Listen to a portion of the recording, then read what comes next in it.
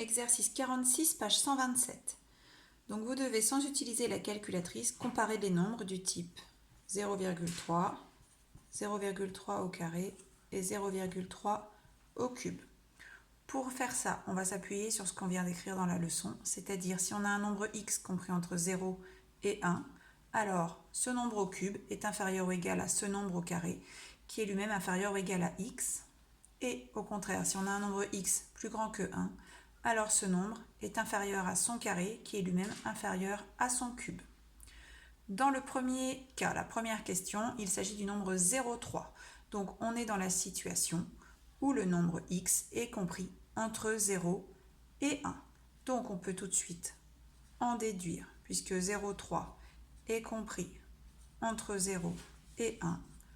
On en déduit que 0,3 au cube est inférieur à 0,3 au carré, qui est inférieur à 0,3. Question B. Cette fois-ci, il s'agit du nombre 5,6. 5,6 est un nombre plus grand que 1. Donc, on en déduit, d'après cette propriété, que 5,6 est inférieur à 5,6 au carré, qui est inférieur à 5,6 au cube. Question C. Le nombre x est cette fois égal à 1 tiers. On sait que 1 tiers, c'est environ 0,333. Donc, on est dans la situation où x est compris entre 0 et 1.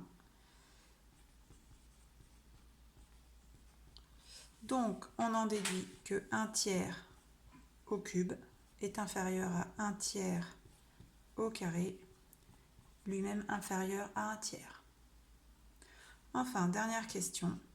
Il s'agit cette fois-ci de comparer 1 sur pi au carré et 1 sur pi au cube. 1 sur pi, puisque pi est proche de 3. 1 sur 3 est donc un nombre compris entre 0 et 1. Donc, on peut dire que 1 sur pi est compris entre 0 et 1. C'est une autre manière de l'écrire. Sous la forme 0 inférieur à 1 sur pi inférieur ou égal à 1.